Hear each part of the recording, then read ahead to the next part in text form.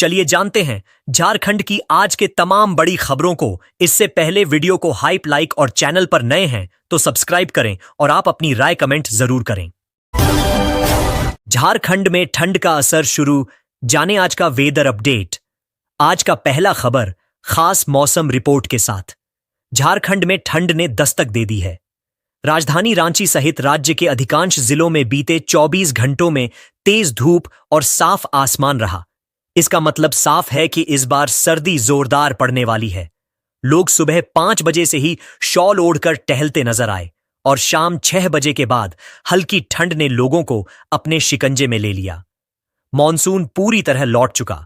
दिवाली और छठ में रहेगा साफ मौसम। रांची मौसम केंद्र के वरिष्ठ वैज्ञानिक अभिषेक आनंद ने बताया कि मॉनसून अब पूरी तरह वापस आ गया है। फिलहाल कोई मौसमी सिस्टम सक्रिय नहीं है। आने वाले दिनों में दिवाली और छठ जैसे प्रमुख त्योहारों के समय मौसम पूरी तरह साफ रहेगा, जिससे लोग बेफिक्र होकर अपने उत्सव मना सकेंगे। प्रमुख शहरों का तापमान और वायु गुणवत्ता सूचकांक। राज्य के मुख्य शहरों में बुधवार का तापमान और वायु गुणवत्ता सूचकांक कुछ इस प्रकार रहा। रांची अधिकतम 29 डिग्री सेल्सियस, न्यूनतम 18 डिग्री सेल्सियस, AQI 138। जमशेदपुर अधिकतम 33 डिग्री सेल्सियस, न्यूनतम 21 डिग्री सेल्सियस, AQI 151। धनबाद अधिकतम 31 डिग्री सेल्सियस, न्यूनतम 21 डिग्री सेल्सियस, AQI 117। बोकारो अधिकतम 31 डिग्री सेल्सियस, न्यूनतम 19 डिग्री सेल्सियस, AQI 120। अब तैयार हो जाइए गर्म कपड़े और रजाई के लिए। लातेहार में न्यूनतम तापमान 15 डिग्री सेल्सियस तक गिर गया है। लोग शाम को शॉल और रात में मोटे कंबल के साथ ही सो पा रहे हैं। रांची में भी रात में बिना कंबल सोना मुश्किल हो गया है। राज्य के ज्यादातर जिलों में न्यूनतम तापमान 16 से 19 डिग्री सेल्सियस के बीच पहुंच गया है। आज कोई अलर्ट नहीं, मौसम रहेगा शुष्क। आज रांची में मौसम पूरी तरह शुष्क रहेगा। दोपहर में तेज धूप के साथ तापमान रहेगा, लेकिन दोपहर 3 बजे के बाद ठंडी हवाओं के साथ हल्की ठंड महसूस होगी। आसमान साफ रहेगा, यानी कोई बारिश का डर नहीं। ध्रुवा डैम पर सूर्यास्त का शानदार नजारा। बारिश के बाद रांची के ध्रुवा डैम पर सूर्यास्त का अद्भुत नजारा देखने को मिला। यहां बड़ी संख्या में लोग जुटे और पर्यटन स्थलों पर चहल पहल बढ़ गई। पूर्वी सिंहभूम और नेत्रहाट जैसे जिलों में भी यही दृश्य नजर आया। झारखंड में शिक्षा व्यवस्था से जुड़ा बड़ा फैसला लिया गया है। अब 8वीं, 9वीं और 11वीं की परीक्षाएं पहले की तरह झारखंड एकेडमिक काउंसिल यानी जेसी ही कराएगा। हाल ही में हुई बोर्ड की बैठक में यह साफ कर दिया गया है कि आने वाले वर्षों में भी इन कक्षाओं की जिम्मेदारी जेसी के पास ही रहेगी। अब बात करें परीक्षा के पैटर्न की। अब तक ये परीक्षाएं OMR शीट पर होती थीं, लेकिन वर्ष 2026 से इसमें बड़ा बदलाव किया जाएगा। नई व्यवस्था के तहत परीक्षाएं अब लिखित रूप में ली जाएंगी। इसमें बहुविकल्पीय यानी ऑब्जेक्टिव प्रश्नों के साथ लघु उत्तरीय और दीर्घ उत्तरीय प्रश्न भी शामिल होंगे। पहले यह चर्चा थी कि इन परीक्षाओं की जिम्मेदारी JCERT को दी जा सकती है, लेकिन JC के सदस्यों ने इसका विरोध किया। उनका कहना था कि वर्ष 2001 की नियमावली के मुताबिक वोट संबंधी परीक्षा कराने का अधिकार केवल JC को है। इसी मुद्दे पर JC अध्यक्ष डॉक्टर नटवा हांसदा और अन्य सदस्य मुख्यमंत्री से मिलने प्रोजेक्ट भवन पहुंचे। सूत्रों के मुताबिक मुख्यमंत्री ने इस मामले में नाराजगी जताई और पूछा कि जब बाकी सभी परीक्षाएं JC ही कराता है, तो फिर इन 3 कक्षाओं की परीक्षाएं किसी और संस्था को क्यों दी जाएं? बाद में यह जानकारी मिली कि JC के ही एक अधिकारी ने काम के बोझ का हवाला देकर सरकार को गलत जानकारी दी थी। इसके बाद मुख्यमंत्री ने तुरंत निर्देश दिया कि ये परीक्षाएं अब भी JC ही कराएगा। बैठक में विधायक मथुरा महतो, नागेंद्र, आलोक सोरेन और JC के सदस्य डॉक्टर प्रसाद पासवान, अजय गुप्ता, मोहम्मद सिराजुद्दीन, अरुण महतो और मोहम्मद अली अराफात भी मौजूद थे। JC अध्यक्ष डॉक्टर नटवा हांसदा ने स्पष्ट कहा कि परिषद पूरी तरह सक्षम है और भविष्य में भी परीक्षा आयोजित करता रहेगा। उन्होंने सरकार को भरोसा दिलाया कि JC हमेशा निर्देशों का पालन करेगा। इधर वित्तरहित शिक्षा संयुक्त संघर्ष मोर्चा ने भी इस मुद्दे पर सख्त रुख अपनाया है। मोर्चा के सदस्यों ने चेतावनी दी है कि अगर परीक्षा कराने की जिम्मेदारी जेएसई से हटाकर किसी और संस्था को दी गई तो वे इसका विरोध सड़क से लेकर विधानसभा तक करेंगे। कुल मिलाकर अब झारखंड के लाखों छात्रों के लिए आने वाला साल 2026 एक नए बदलाव का साल होगा। परीक्षा पद्धति बदलेगी लेकिन जिम्मेदारी वही रहेगी, झारखंड एकेडमिक काउंसिल के हाथों में। पाकुड़ जिले में फर्जी आधार कार्ड बनाने वालों के खिलाफ अब बड़ी कार्रवाई शुरू हो गई है। जिला प्रशासन ने ऐसे गिरोहों पर शिकंजा कसने की पूरी तैयारी कर ली है। जिलाधिकारी मनीष कुमार के निर्देश पर एसडीओ साइमन मरांडी ने पूरे जिले में अभियान तेज कर दिया है। जांच के लिए 8 विशेष टीमों का गठन किया गया है। इन टीमों में प्रखंड विकास पदाधिकारी यानी बीडीओ, अंचल अधिकारी यानी सीओ, थाना प्रभारी और यूआईडी के जिला पदाधिकारी को शामिल किया गया है। इनका काम है फर्जी दस्तावेजों के आधार पर बनाए जा रहे आधार कार्डों की जांच करना और इसमें शामिल लोगों की पहचान कर कानूनी कार्रवाई करना। सूत्रों के अनुसार फर्जी आधार बनाने वाले नेटवर्क का जाल पाकुड़ सदर प्रखंड से लेकर कई ग्रामीण इलाकों तक फैला हुआ है। छापेमारी के दौरान कई संदिग्ध दुकानदार अपनी दुकानें बंद कर फरार हो गए हैं। प्रशासन ने सभी की तलाश तेज कर दी है। यह मामला तब सामने आया जब शिकायतकर्ता तनवीर आलम ने सीधे उपायुक्त मनीष कुमार से शिकायत की थी कि इलाके में फर्जी दस्तावेजों के सहारे आधार कार्ड बनाए जा रहे हैं। डीसी ने शिकायत को गंभीरता से लिया और तत्काल एएसपी, एसडीओ और यूआईडी सेल को जांच का आदेश दिया। जांच के शुरुआती चरण में पंचायत सचिवों की लापरवाही भी सामने आई। सदर बीडीओ समीर अल्फ्रेड मुर्मू ने सभी पंचायत सचिवों को 24 घंटे के भीतर रिपोर्ट सौंपने का निर्देश दिया था, लेकिन अधिकांश सचिवों ने समय पर रिपोर्ट नहीं दी। इसके बाद एसडीओ, बीडीओ, पुलिस और यूआईडी सेल की संयुक्त टीमों ने कई जगह छापेमारी की, लेकिन आरोपी वहां से पहले ही फरार हो चुके थे। अब डीसी के आदेश पर जांच का दायरा पूरे जिले तक बढ़ा दिया गया है। सिर्फ सदर प्रखंड ही नहीं बल्कि सभी 6 प्रखंडों में 8 टीमें लगातार छानबीन करेंगी। टीमों को साफ निर्देश दिया गया है कि कोई भी दोषी बच नहीं पाए। प्रशासन का कहना है कि फर्जी आधार कार्ड न केवल कानून का उल्लंघन है बल्कि इससे सुरक्षा और सरकारी योजनाओं की पारदर्शिता पर भी खतरा पैदा होता है। इसलिए इस अभियान को जिले में शीर्ष प्राथमिकता दी गई है। डीसी मनीष कुमार ने कहा है कि फर्जीवाड़ा करने वालों को किसी भी कीमत पर बख्शा नहीं जाएगा, चाहे वे किसी भी पद या प्रभाव वाले क्यों न हो। कानून सबके लिए समान है। उन्होंने यह भी स्पष्ट किया कि इस तरह की गतिविधियों में शामिल हर व्यक्ति पर सख्त धाराओं में मुकदमा दर्ज किया जाएगा। अब प्रशासन पूरी तरह सतर्क है। जांच टीमें सक्रिय हैं और हर स्तर पर निगरानी बढ़ा दी गई है। पाकुड़ जिले में फर्जी आधार कार्ड बनाने वालों की उलटी गिनती शुरू हो चुकी है। जमशेदपुर से बड़ी खबर सामने आई है।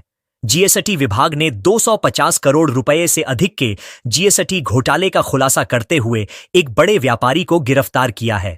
गिरफ्तार आरोपी का नाम प्रदीप कलबलिया बताया जा रहा है, जिसे बोकारो के चास इलाके से पकड़ा गया। यह कार्रवाई जीएसटी विभाग और पुलिस की संयुक्त टीम ने की है। जांच के दौरान टीम को आरोपी के ठिकाने से 50 लाख रुपए से अधिक की नकदी बरामद हुई है। इसके अलावा कई अहम दस्तावेज, computer, mobile phone, pen drive, laptop और फर्जी चालान बुक भी जब्त किए गए हैं। जांच अधिकारियों के मुताबिक प्रदीप कलबलिया एक फर्जी इनपुट टैक्स क्रेडिट नेटवर्क चला रहा था। इस नेटवर्क के जरिए उसने करोड़ों रुपए के फर्जी बिल बनवाकर टैक्स चोरी की। फिलहाल घोटाले में शामिल बैंक खातों को फ्रीज कर दिया गया है और सभी लेन देन की गहन जांच की जा रही है। गिरफ्तारी के बाद प्रदीप कलबलिया का मेडिकल परीक्षण एमजीएम अस्पताल में कराया गया। इसके बाद उसे न्यायिक हिरासत में भेजने की तैयारी की जा रही है। विभाग के अधिकारियों ने बताया कि इस घोटाले से जुड़ी कई और कंपनियों और व्यापारियों की भूमिका भी जांच के दायरे में है। सूत्रों के अनुसार प्रदीप कलबलिया लंबे समय से फर्जी जीएसटी बिलिंग के जरिए टैक्स चोरी कर रहा था। उसने कई शेल कंपनियां बनाकर करोड़ों रुपए का फर्जी लेन देन दिखाया और इनपुट टैक्स क्रेडिट का लाभ उठाया। जीएसटी विभाग ने साफ कहा है कि टैक्स चोरी और फर्जी बिलिंग करने वालों के खिलाफ अब किसी भी तरह की नरमी नहीं बरती जाएगी। यह कार्रवाई आने वाले दिनों में ऐसे सभी कारोबारियों के लिए एक सख्त संदेश है जो कानून से खिलवाड़ कर सरकारी राजस्व को नुकसान पहुंचा रहे हैं। फिलहाल विभाग की जांच जारी है और उम्मीद की जा रही है कि इस घोटाले से जुड़े अन्य बड़े नामों का भी जल्द खुलासा हो सकता है। झारखंड हाईकोर्ट में राज्य सरकार द्वारा कोर्ट फीस बढ़ाने के फैसले को चुनौती देने वाली जनहित याचिका पर आज अहम सुनवाई हुई। इस दौरान झारखंड स्टेट बार काउंसिल के अध्यक्ष राजेंद्र कृष्णन ने राज्य सरकार के दावों पर गंभीर सवाल उठाए। राजेंद्र कृष्णन ने अदालत में कहा कि राज्य में मामलों की संख्या लगातार बढ़ रही है, लेकिन इसके बावजूद कोर्ट फीस से मिलने वाला राजस्व तेजी से घटा है, जो बेहद हैरान करने वाली बात है। राज्य सरकार ने अपने काउंटर एफिडेविट में बताया है कि वित्तीय वर्ष 2011-12 में कोर्ट फीस से करीब 97 करोड़ रुपए का राजस्व मिला था, लेकिन वर्ष 2020-21 तक यह घटकर सिर्फ 10 करोड़ रुपए रह गया। यानी केसों की संख्या 4 गुना बढ़ी, लेकिन राजस्व में लगभग 90% की गिरावट आ गई। बार काउंसिल ने इस पर सवाल उठाया कि जब मुकदमों की संख्या बढ़ रही है तो फिर कोर्ट फीस से होने वाली आमदनी में इतनी बड़ी कमी कैसे आई। काउंसिल ने यह भी कहा कि अगर सरकार का दावा सही है तो इस पूरी प्रक्रिया की जांच कराना जरूरी है, क्योंकि कहीं न कहीं सिस्टम में गंभीर खामियां या अनियमितताएं दिख रही हैं। गौरतलब है कि राज्य सरकार ने वर्ष 2022 में कोर्ट फीस संशोधन बिल पारित किया था, जिसके तहत फीस में भारी बढ़ोतरी की गई थी। इस फैसले के बाद आम नागरिकों और वकीलों ने विरोध दर्ज कराया था, ये कहते हुए कि इससे न्याय पाने की प्रक्रिया और महंगी हो गई है। अब यह मामला झारखंड हाई कोर्ट में विचाराधीन है और अगली सुनवाई छठ पर्व के बाद निर्धारित की गई है। कुल मिलाकर राज्य में कोर्ट फीस को लेकर शुरू हुई यह कानूनी लड़ाई अब एक अहम मोड़ पर पहुंच चुकी है। एक तरफ सरकार राजस्व में कमी का हवाला दे रही है, तो दूसरी ओर बार काउंसिल पारदर्शिता और जवाबदेही की मांग पर अड़ी हुई है। झारखंड की राजनीति से बड़ी खबर सामने आई है। झारखंड मुक्ति मोर्चा झामुमो ने घाटशिला विधानसभा उपचुनाव के लिए अपने प्रत्याशी के नाम का ऐलान कर दिया है।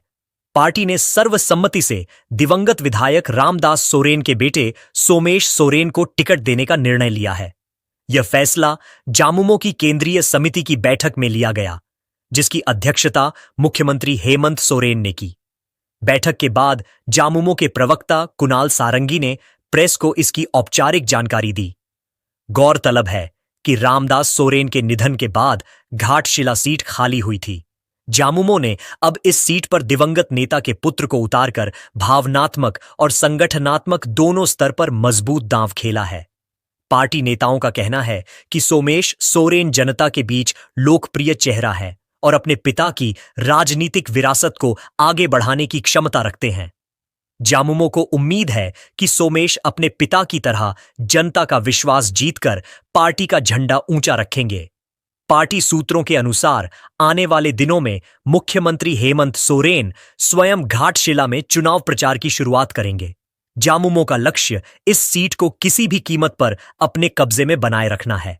अब सबकी नजरें इस बात पर हैं कि विपक्ष से कौन उम्मीदवार मैदान में उतरता है और घाटशिला की यह लड़ाई कितनी दिलचस्प होती है। इस जगह पर घाटशिला के लिए हम लोगों ने प्रत्याशी चयन कर दिया है और रामदास जी के बड़े बेटे सोमेश चंद्र सरायकेला जिले से इस वक्त एक बड़ी और चौंकाने वाली खबर सामने आई है। राजनगर थाना क्षेत्र के छोटा सिजुलता स्थित नवोदय चौक के पास बुधवार को दिनदहाड़े एक कॉमन सर्विस सेंटर CSC में हथियार के बल पर लूट और फायरिंग की वारदात हुई है। 3 बाइक सवार अपराधियों ने केंद्र से करीब 60,000 रुपये नकद लूट लिए और गोली चलाते हुए फरार हो गए। मिली जानकारी के अनुसार तीनों बदमाश एक काले रंग की बाइक पर सवार होकर पहुंचे थे। कुछ देर तक आसपास की दुकानों पर घूमने के बाद वे अचानक CSC केंद्र के अंदर घुस गए। संचालक अनूप कुमार ने बताया कि अपराधियों ने पिस्तौल तानकर कैश से भरा बैग छीन लिया, जिसमें करीब 60,000 रुपये थे। लूट के बाद तीनों बदमाश तेजी से बाइक पर सवार होकर भाग निकले। घटना की खबर फैलते ही इलाके में अफरा तफरी मच गई। स्थानीय लोगों और दुकानदारों ने हिम्मत दिखाते हुए अपराधियों का पीछा किया। इसी दौरान बदमाशों की बाइक अनियंत्रित होकर गिर गई। खुद को घिरता देख अपराधियों ने 3 राउंड फायरिंग कर दी ताकि लोग पास न आ सकें। गनीमत रही कि गोलीबारी में कोई घायल नहीं हुआ। सूचना मिलते ही राजनगर थाना पुलिस मौके पर पहुंची और जांच शुरू कर दी। पुलिस को घटनास्थल से एक खोखा बरामद हुआ है। थाना प्रभारी चंचल कुमार ने बताया कि अपराधियों की पहचान के लिए सीसीटीवी फुटेज खंगाले जा रहे हैं और इलाके में नाकेबंदी कर तलाशी अभियान चलाया जा रहा है। पुलिस सूत्रों के अनुसार अपराधियों की पहचान जल्द होने की उम्मीद है। आसपास के क्षेत्रों में प्रवेश और निकास मार्गों पर चौकसी बढ़ा दी गई है। फिलहाल इस घटना ने पूरे इलाके में दहशत का माहौल पैदा कर दिया है। दिन दहाड़े हुई लूट और फायरिंग से एक बार फिर यह सवाल उठ गया है कि आखिर अपराधियों के हौसले इतने बुलंद क्यों हैं और दिन दहाड़े पुलिस की मौजूदगी में ऐसी वारदातें कैसे हो रही हैं। घाटशिला विधानसभा उपचुनाव को लेकर राजनीतिक सरगर्मी तेज हो गई है। भारतीय जनता पार्टी भाजपा ने अपने उम्मीदवार के नाम की घोषणा कर दी है। पार्टी ने इस बार बाबूलाल सोरेन पर दांव लगाया है। बाबूलाल सोरेन पूर्व मुख्यमंत्री चंपाई सोरेन के पुत्र हैं और इससे पहले भी घाटशिला सीट से चुनाव मैदान में उतर चुके हैं। भाजपा की स्थानीय इकाई ने उनके नाम की आधिकारिक घोषणा करते हुए कहा है कि बाबूलाल एक मजबूत और जमीनी नेता हैं जो इस बार जनता के मुद्दों को लेकर मजबूती से चुनाव लड़ेंगे।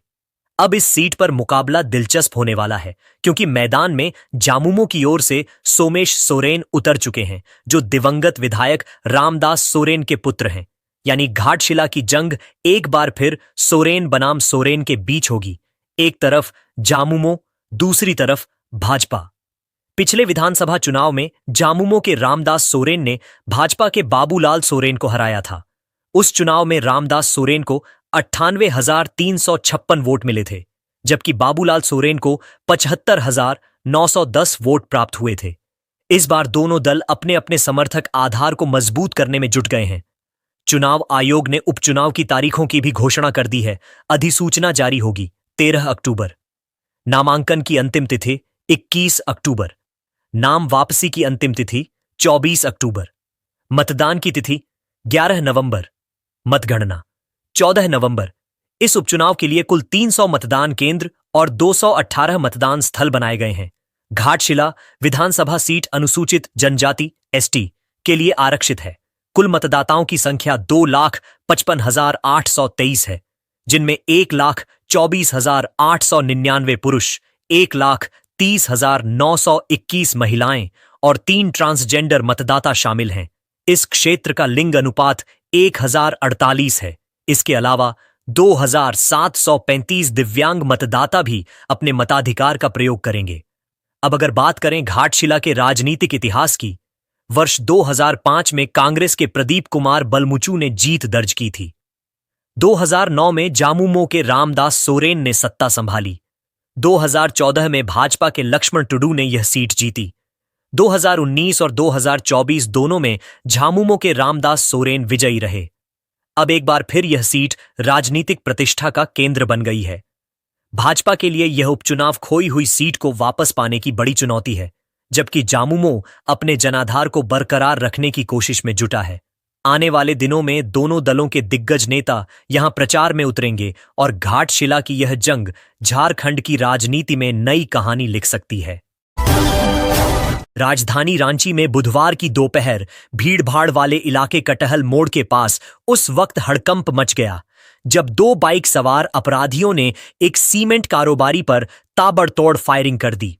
दिन के उजाले में दर्जनों लोगों के बीच अपराधियों ने बेखौफ होकर गोलियां चलाईं। प्रत्यक्षदर्शियों के अनुसार कारोबारी अपनी दुकान पर ग्राहकों से बातचीत कर रहे थे। तभी अचानक 2 युवक बाइक पर सवार होकर पहुंचे और बिना कुछ बोले सीधे गोलियां बरसाने लगे। कारोबारी को आधा दर्जन से अधिक गोलियां लगी हैं। गोलीबारी इतनी तेज थी कि मौके पर मौजूद लोग कुछ समझ ही नहीं पाए। कुछ ही पलों में पूरा इलाका गोलियों की आवाज से गूंज उठा। घटना के बाद इलाके में मची अफरा तफरी। दुकानदारों ने तुरंत अपने शटर गिरा दिए। आसपास के लोगों ने घायल कारोबारी को अस्पताल पहुंचाया और पुलिस को सूचना दी।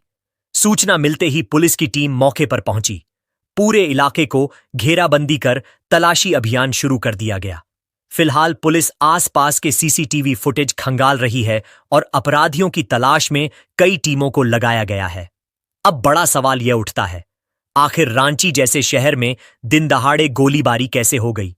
क्या अपराधियों को अब कानून का डर नहीं रहा? और पुलिस की गश्ती व्यवस्था पर क्या सवाल नहीं उठते? जनता का कहना है कि अगर राजधानी में ही अपराधी इतने बेखौफ हैं, तो छोटे शहरों का हाल क्या होगा? फिलहाल घायल कारोबारी की हालत गंभीर बताई जा रही है। उन्हें नजदीकी अस्पताल में भर्ती कराया गया है। पुलिस मामले की हर एंगल से जांच कर रही है और जल्द ही अपराधियों को पकड़ने का दावा भी किया जा रहा है। यह घटना साफ दिखाती है कि अपराधियों के हौसले बुलंद हैं और कानून व्यवस्था पर फिर से बड़ा सवाल खड़ा हो गया है। हमारी नजर इस पूरे मामले पर बनी हुई है। जैसे ही कोई नई जानकारी आती है, हम आपको सबसे पहले अपडेट देंगे। धनबाद से गंभीर हादसे की खबर सामने आई है। जिले के सुदामड़ीह थाना क्षेत्र के पांडेय बस्ती के पास बीसीसीएल के आउटसोर्सिंग ओबी डंप में स्थित बंद पड़े चास नाला जीतपुर रोपवे टावर पर सोमवार को बड़ा हादसा हुआ। इस हादसे में 32 वर्षीय पवन पासवान की मौके पर ही मौत हो गई और उनका शव करीब 24 घंटे तक टावर पर फंसा रहा। पुलिस ने कड़ी मशक्कत के बाद मंगलवार को शव को बाहर निकाला। सूत्रों के अनुसार पवन पासवान और 2 अन्य लोग चोरी के इरादे से टावर पर चढ़े थे और वहां लोहे को काट रहे थे। इसी दौरान टावर का एक हिस्सा अचानक गिर गया, जिससे पवन दब गया और उसकी मौके पर ही मौत हो गई। उनके 2 साथी इस हादसे में गंभीर रूप से घायल हो गए हैं। पुलिस ने घटनास्थल से 2 बड़े गैस सिलेंडर, एक छोटा cylinder, oxygen cylinder, 2 gas cutter और रस्सी बरामद की है। अधिकारियों का कहना है कि हादसा साफ तौर पर लापरवाही और अवैध गतिविधियों के कारण हुआ। पवन पासवान बनियाहिर में अपने परिवार के साथ रहते थे। वह अपनी पत्नी रथु देवी, मां माला देवी, पिता बैजनाथ पासवान और 2 छोटी बेटियों को छोड़ गए हैं। परिवार हादसे से गहरे दुख में है और दोषियों के खिलाफ सख्त कार्रवाई की मांग कर रहा है। मृतक के बड़े भाई पंकज पासवान ने सुदामड़ीह थाना में अवैध लोहा व्यवसायी राजू खान और एक अन्य व्यक्ति के खिलाफ शिकायत दर्ज कराई है। पुलिस ने शव को पोस्टमार्टम के लिए भेज दिया है और मामले की जांच शुरू कर दी है। सर्किल इंस्पेक्टर आशुतोष कुमार ने बताया कि पुलिस टीम ने बड़ी मेहनत और सावधानी के बाद शव को मलबे से बाहर निकाला। यह हादसा धनबाद में सुरक्षा और अवैध गतिविधियों पर ध्यान देने की जरूरत को उजागर करता है। स्थानीय प्रशासन और पुलिस अब पूरे मामले की गहन जांच कर रहे हैं और दोषियों को कानून के कटघरे में लाने के लिए कड़ी कार्रवाई करेंगे। हजारीबाग जिले से खुशखबरी आई है। बीती रात टाटीजरिया प्रखंड के खैरा गांव में एक हाथी के बच्चे का कुएं में गिरने का हादसा हुआ। घटना तब हुई जब जंगल से निकलकर 4 हाथियों का झुंड गांव की ओर बढ़ रहा था। ग्रामीणों ने जैसे ही हाथियों को आते देखा, हड़कंप मच गया।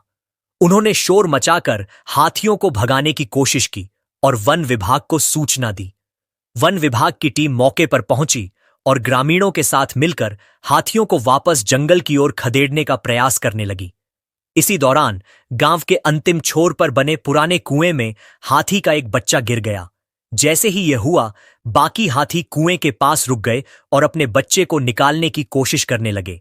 वनपाल विद्याभूषण प्रसाद के नेतृत्व में ग्रामीणों की मदद से एक पोकलेन मशीन मंगाई गई और रेस्क्यू ऑपरेशन शुरू किया गया। ग्रामीण मशाल लेकर कुएं के पास खड़े रहे ताकि बाकी हाथी पास न आए और ऑपरेशन में कोई बाधा न आए। पोकलेन मशीन से कुएं का एक हिस्सा तोड़कर रास्ता बनाया गया और करीब 7 घंटे की मेहनत के बाद हाथी के बच्चे को सुरक्षित बाहर निकाल लिया गया। इस पूरे ऑपरेशन के दौरान वनपाल विद्याभूषण प्रसाद, राजकुमार सिंह और शंभू प्रसाद के साथ सैकड़ों ग्रामीण मौके पर मौजूद रहे और मदद करते रहे। इस प्रयास से यह साबित हुआ कि सामूहिक प्रयास और संयम से जंगली जानवरों की जान भी बचाई जा सकती है। हादसे के बाद हाथी के बच्चे को जंगल में अपने झुंड के पास छोड़ दिया गया और सभी हाथी सुरक्षित जंगल की ओर लौट गए।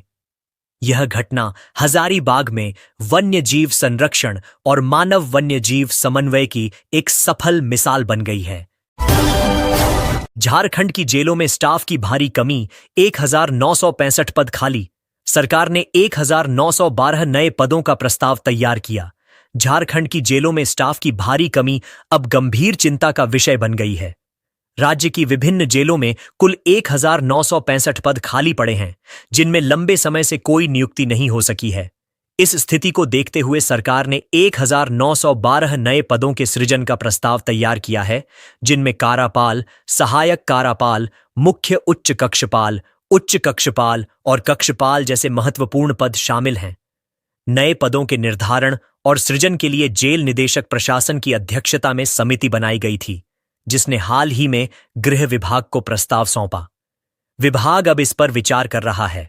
सरकार का कहना है कि नए पदों के सृजन से जेल व्यवस्था में मजबूती आएगी और युवाओं को रोजगार का अवसर भी मिलेगा।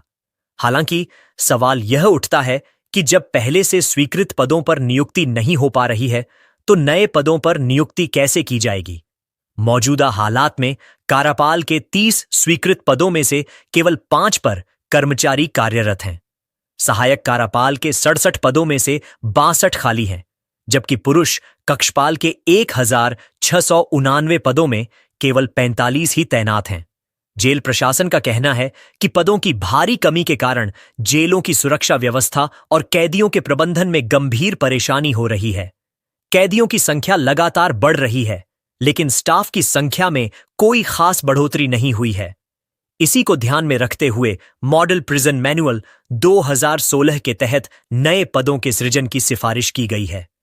जेल आईजी ने गृह विभाग को पत्र में यह भी बताया कि मौजूदा ढांचे में प्रमोशन के जरिए पद भरना संभव नहीं है। उदाहरण देते हुए कहा गया कि कारापाल से काराधीक्षक के पद पर प्रोन्नति बहुत धीमी प्रक्रिया है और 25% पदों को भरने में 1 दशक लग सकता है। इसी तरह मुख्य उच्च कक्षपाल के पदों की कमी के कारण सहायक कारापाल की प्रोन्नति भी रुक रही है। इस बीच झारखंड हाईकोर्ट ने जेलों की बदहाल स्थिति पर संज्ञान लिया और सरकार से पूछा है कि खाली पदों को भरने के लिए अब तक क्या कदम उठाए गए हैं। सरकार ने अदालत को जानकारी दी है कि नियुक्ति प्रक्रिया शुरू कर दी गई है। इस पूरे मसले से स्पष्ट होता है कि झारखंड की जेलों में सुरक्षा, कैदी प्रबंधन और स्टाफ की कमी गंभीर चुनौती बनकर उभर रही है और नए पदों के सृजन से ही इस व्यवस्था में सुधार की उम्मीद की जा रही है। जामताड़ा एसपी राजकुमार मेहता का रात्रि औचक निरीक्षण, ड्यूटी से गायब हवलदार निलंबित। जामताड़ा में सुरक्षा व्यवस्था की समीक्षा के लिए एसपी राजकुमार मेहता ने मंगलवार रात्रि अचानक औचक निरीक्षण किया। इस दौरान व्यवहार न्यायालय में तैनात हवलदार सिकंदर रवानी ड्यूटी से अनुपस्थित पाए गए, जिस पर उन्हें तत्काल निलंबित कर दिया गया। एसपी राजकुमार मेहता ने रात्रि निरीक्षण के दौरान मंडल कारा जामताड़ा, व्यवहार न्यायालय जामताड़ा, रात्रि गश्ती दल, टाइगर मोबाइल, पीसीआर और क्यूआरटी दल का भी जायजा लिया। निरीक्षण में हवलदार सिकंदर रवानी की अनुपस्थिति को सुरक्षा व्यवस्था में गंभीर लापरवाही माना गया। अदालत जैसे संवेदनशील स्थल पर यह चूक सुरक्षा की दृष्टि से गंभीर थी। एसपी ने मौके पर अनुशासनात्मक कार्रवाई करते हुए हवलदार को निलंबित कर दिया। इसी क्रम में मंडल कारा की सुरक्षा व्यवस्था की भी गहन समीक्षा की गई और सुरक्षा सुधार के उपायों पर ध्यान दिया गया। यह कार्रवाई यह सुनिश्चित करने के उद्देश्य से की गई कि सभी संवेदनशील प्रतिष्ठानों में सुरक्षा व्यवस्था पूरी तरह सुदृढ़ और सक्रिय रहे। पतरातू में बड़ी वारदात की साजिश नाकाम, 2 अपराधी पिस्टल के साथ गिरफ्तार। पतरातू थाना क्षेत्र के सांकुलाम बगीचा से रामगढ़ पुलिस ने 2 अपराधियों को देशी पिस्टल के साथ गिरफ्तार किया है। ये दोनों किसी बड़ी आपराधिक घटना को अंजाम देने की तैयारी में थे। मामले की पुष्टि एसपी अजय कुमार ने की है। गुप्त सूचना के आधार पर एसपी ने पतरातू के अनुमंडल पुलिस पदाधिकारी गौरव गोस्वामी के नेतृत्व में विशेष छापेमारी टीम गठित की।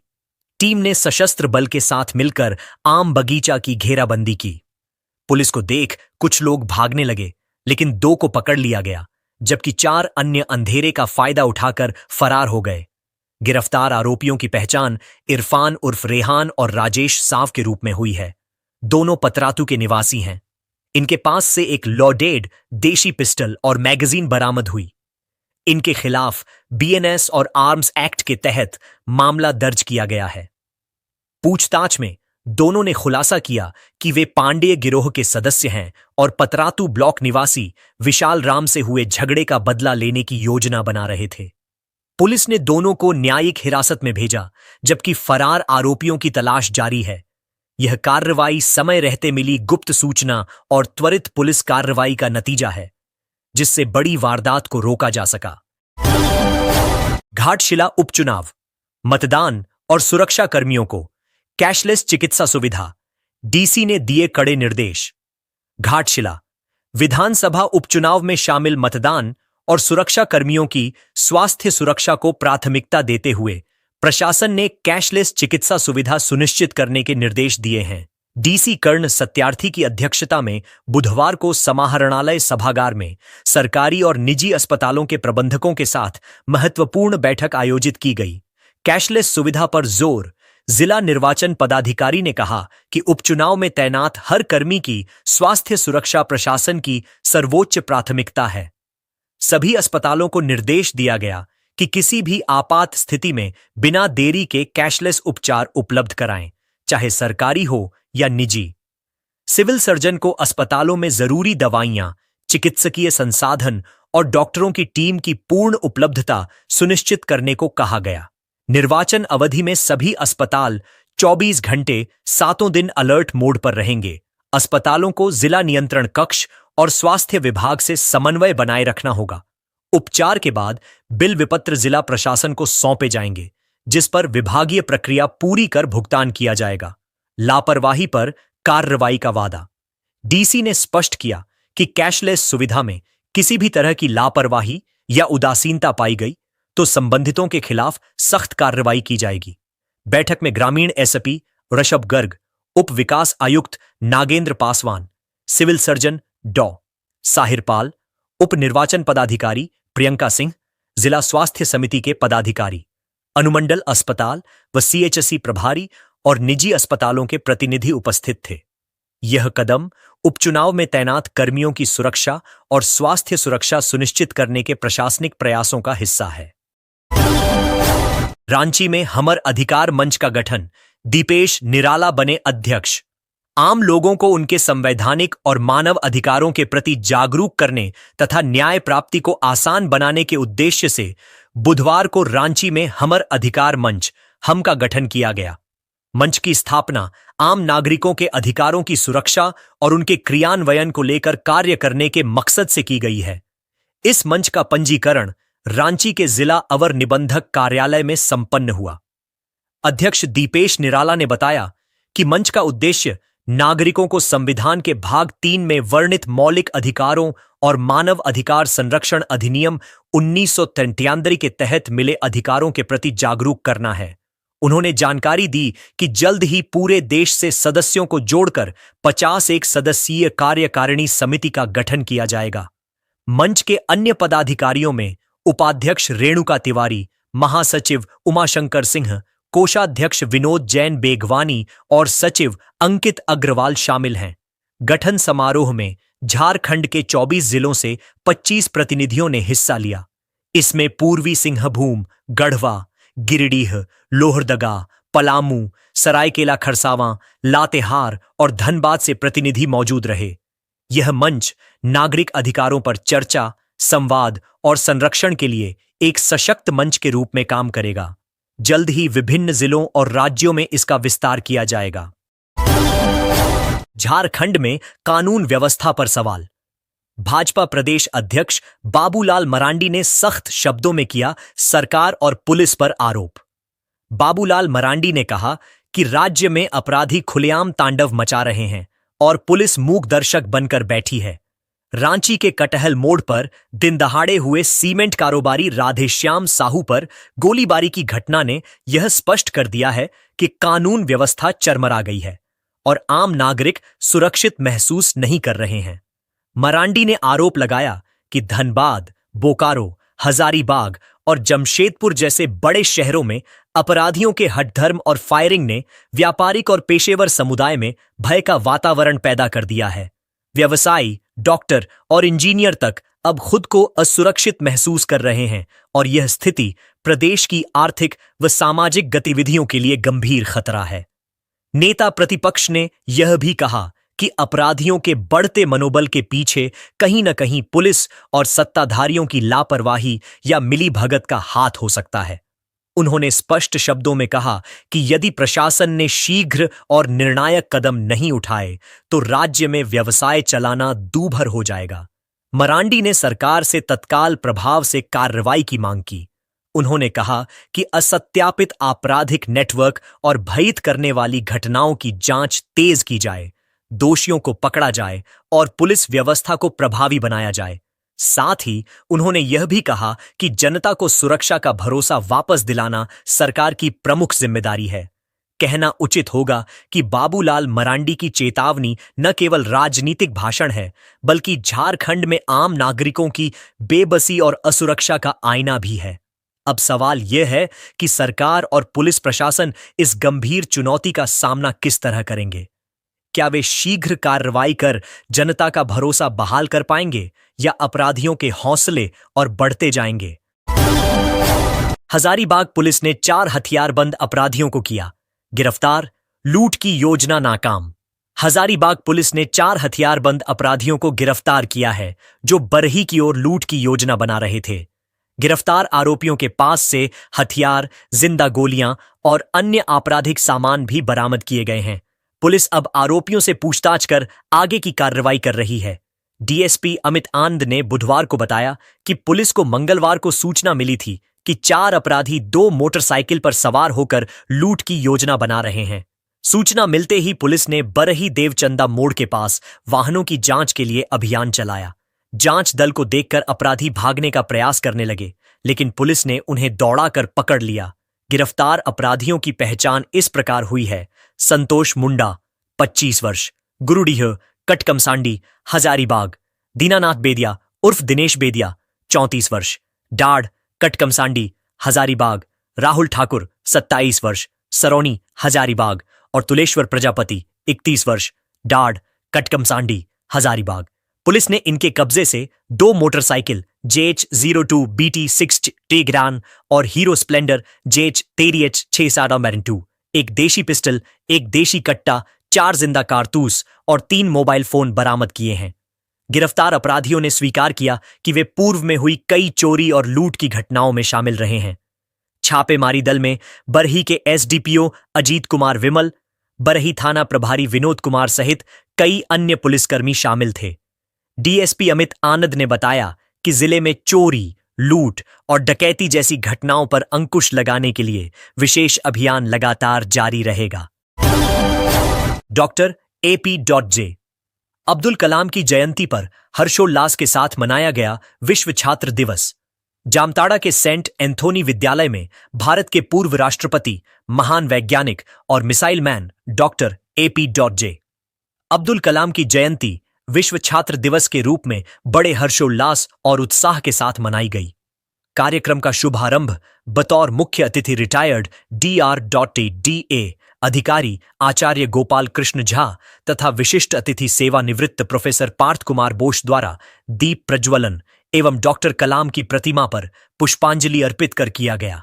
विद्यालय परिसर में विद्यार्थियों द्वारा तैयार किए गए प्रेरक स्लोगन और चार्ट्स ने वातावरण को प्रेरणादायक बना दिया। मुख्य अतिथि आचार्य गोपाल कृष्ण झा ने विद्यार्थियों को संबोधित करते हुए कहा कि डॉक्टर कलाम का जीवन परिश्रम, सादगी और देशभक्ति का अनुपम उदाहरण है। विद्यार्थियों को उनके आदर्शों का अनुसरण करते हुए ज्ञान और नवाचार के पथ पर अग्रसर होना चाहिए। उनका संबोधन सभी विद्यार्थियों और शिक्षकों के लिए उत्साहवर्धक रहा।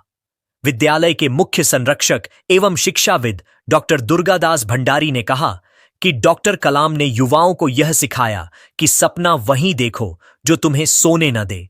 कठिन परिश्रम और सकारात्मक सोच से असंभव को भी संभव बनाया जा सकता है।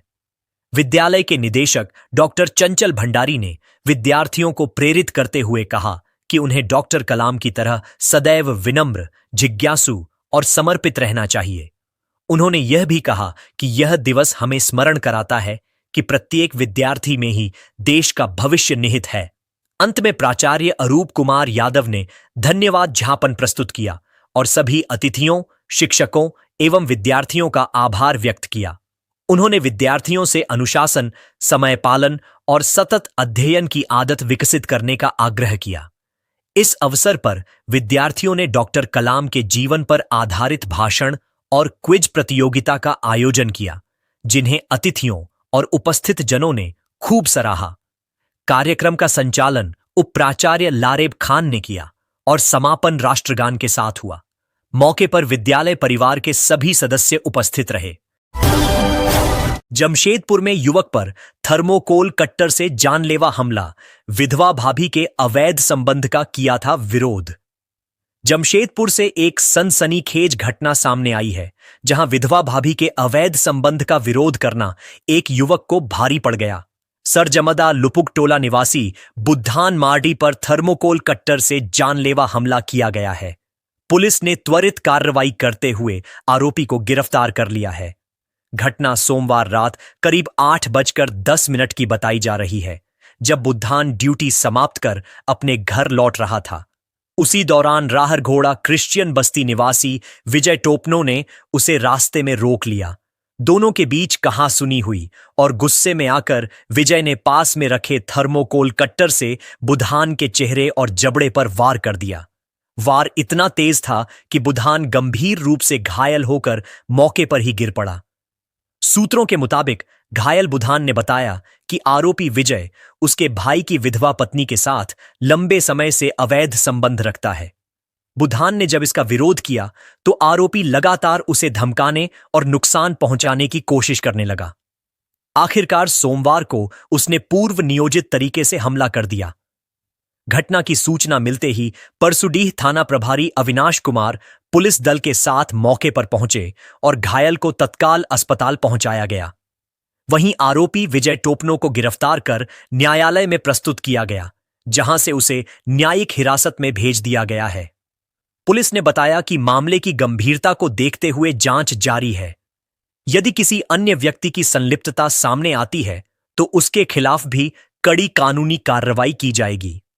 फिलहाल घायल बुधान का इलाज स्थानीय अस्पताल में चल रहा है और उसकी स्थिति स्थिर बताई जा रही है।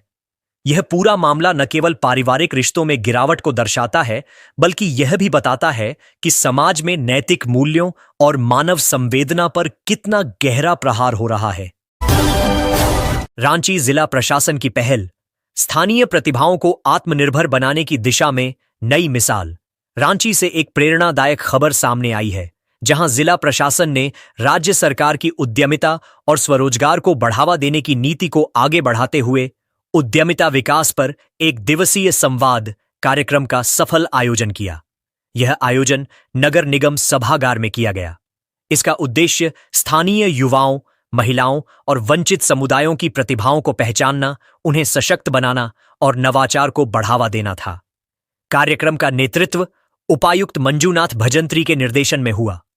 रांची जिले के विभिन्न प्रखंडों से आए स्वयं सहायता समूहों और नवोदित उद्यमियों ने इसमें हिस्सा लिया।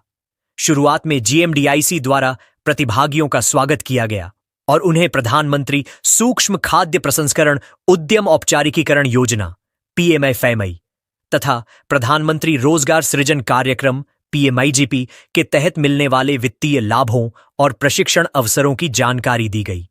इस अवसर पर 6 सफल उद्यमियों ने अपनी प्रेरक कहानियां साझा की, जिन्होंने नए उद्यमियों को आत्मनिर्भर बनने की दिशा में प्रोत्साहित किया।